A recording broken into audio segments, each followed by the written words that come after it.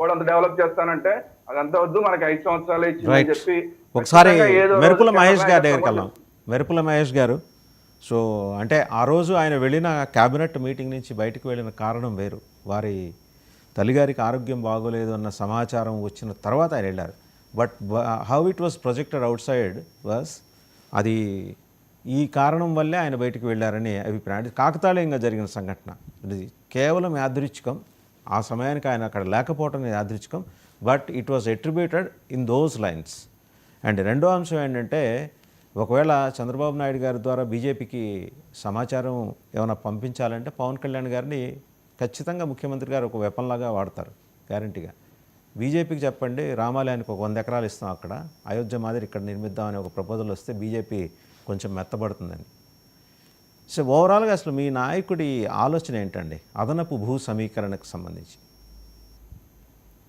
Sir, ముందుగా నాకు అవకాశం ఇచ్చిన 19 యజమాన్యానికి, అలాగే మీకు ప్యానల్ ఉంటే అందరికి కూడా శుభోదయం తెలియజేసుకుంటూ, ఇప్పుడు మీరే ఇప్పుడు అంటున్నారు సార్, ఆ రోజు ఆయన క్యాబినెట్ మీటింగ్ లో ఏ పరిస్థితుల్లో ఆయన బయటకు వెళ్లాల్సి వచ్చింది అని చెప్పి ఇప్పుడు చెప్పినప్పుడు ఇలా అన్నారు. గతంలో ఆ స్పెక్యులేషన్ ఆ రోజు కూడా చెప్పానండి నేను, ఆ రోజు కూడా చెప్పాను. నేను అది కూడా చెప్తున్నాను సార్, గతంలో ఆ విధంగా వెళ్ళిపోయారన్న స్పెక్యులేషన్స్ కూడా ఉన్నాయి అని చెప్పి మీరే అన్నారు. సో ఇప్పుడు సార్, ఒకటి సార్, రాజధాని భూములు అనే సంబంధించిన విషయంలో ఇది Janasena stand, BJP stand, Telugu Desam stand అని కాకుండా కూటమి స్టాండ్ తీసుకుంటుంది. రెండోది ఏంటంటే, నాకు తెలిసి రైతుల దగ్గర నుంచి వ్యతిరేకత వస్తే, ఒకవేళ దాని మీద వాళ్ళకి ఇవ్వడానికి సిద్ధంగా లేరు అని వాళ్ళు కానీ బయట వస్తే, ఈ కూటమి ప్రభుత్వం ఏమాత్రం ఒక అడుగు కూడా ముందుకు ఏదనే నేను అనుకుంటున్నాను. ఎందుకంటే గతంలో అమరావతి రైతులు తుళ్ళూరు గ్రామంలో సంబంధించి ఎక్స్ట్రా భూమి ఎప్పుడైతే వాళ్ళు కావాలన్నప్పుడు, వాళ్ళు వద్దన్నప్పుడు రైతులు ఎవరైతే పవన్ కళ్యాణ్ దగ్గరికి వచ్చినప్పుడు ఆ రోజు పొత్తులో మద్దతు ఇచ్చినప్పుడు వచ్చి అక్కడ మాట్లాడడం జరిగింది. తర్వాత ఆ యొక్క వాళ్ళ దగ్గర నుంచి ఆ భూములు కూడా తీసుకోకుండా ఆపడం కూడా జరిగింది.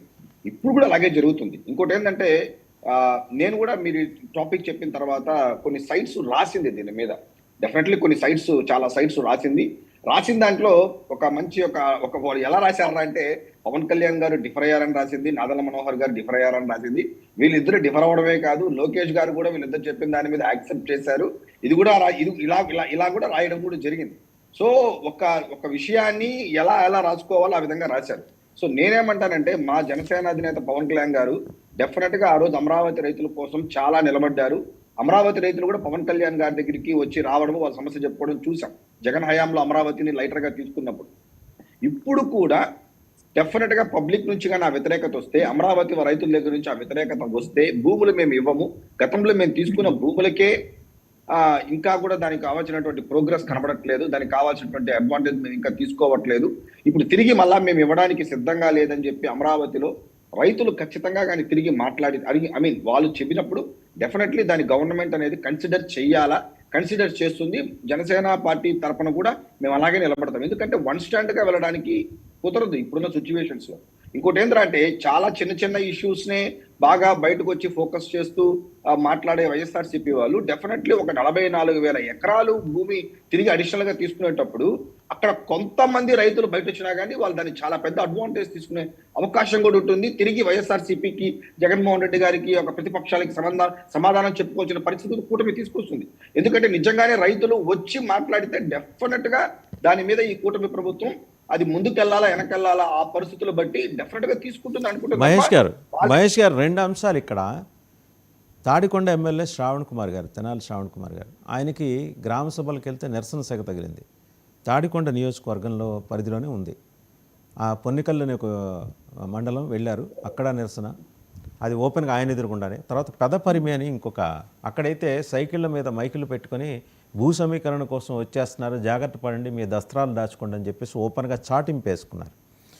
ఇప్పుడు మీరేమంటున్నారంటే, వ్యతిరేకత వస్తే, లెట్ మీ కంప్లీట్, వ్యతిరేకత వస్తే చూస్తామని. వ్యతిరేకత వచ్చింది ఆల్రెడీ, కనపడలేదా మీకు? కనపడలేదా? ఐఎమ్ ఆస్కింగ్ యూ సార్, కనపడలేదా? అంటే మీరు తిరుపతిలో కూర్చున్నారు కాబట్టి మీకు కనపడకపోయిండు. అలాగా సార్. ఇప్పుడు మీరు చెప్పారు కదా 2 ఎగ్జాంపుల్స్. సో డెఫినెట్లీ ఇవన్నీ కూడా గవర్నమెంట్, నేను చెప్పలేదండి, విజువల్స్ కూడా మీరు అందరూ చూసినవి, కొత్తగా నేను కనుక్కోలే ఇదేమి. ఆ 2 కూడా గవర్నమెంట్ నోటీస్ లో ఉంటుంది. డెఫినెట్ గా అంతమంది వ్యతిరేకిస్తా ఉన్నప్పుడు, తిరిగి 44,000 ఎకరాలకి మేము ఇవ్వడానికి సిద్ధంగా లేదని చెప్పినప్పుడు ఎలా ముందుకెళ్తుంది సార్? డెఫినెట్లీ ముందుకెళ్ళే అవకాశమే లేదు. తీసుకొని మళ్ళా ఇది ఒక సబ్జెక్ట్ గా పెట్టుకొని దీని మీద మళ్ళీ డిఫెండ్ చేసే పరిస్థితులకి తీసుకురాదు ఈ కూటమి ప్రభుత్వం. ఎందుకంటే చేయాల్సింది చాలా ఉన్నాయి. తిరిగి అనవసరంగా ఇంకొక ముందు మన శ్రీరామన్న గారు ఒకసారి మీ అంటే మీకోసం మళ్ళీ పెదపరిమిలో అక్కడ సైకిళ్ళ మీద మైకుల్లో ఎలా ఆ చాటింపేశారో చూడండి ఒకసారి. మీకు కనపడలేదన్నారు కదా, మీకు కనపడేలాగా చూపిస్తాను. తీసుకోవడానికి రాష్ట్ర ప్రభుత్వం సిద్ధపడుతున్న నేపథ్యంలో ఇది రైతులకు నష్టదాయకం. మరియు 11 ఏళ్ల క్రితం తుళ్ళూరు మండలంలో రైతులు ఇచ్చిన భూములకి ఇంతవరకు రిటర్నబుల్ ఫ్లాట్స్ అప్పచెప్పలేదు. అసలు ఏ ఫ్లాట్ ఎక్కడ ఉందో కూడా రైతులకు తెలియదు. ఏ ఫ్లాట్స్ కూడా రైతులకు అప్పచెప్పక ముందే రాష్ట్ర ప్రభుత్వం మరొక 1,00,000 ఎకరాల భూమిని కూలింగ్ లోకి కావాలని ప్రభుత్వం కోరుతున్నారు. అవి పుకార్లు వస్తున్న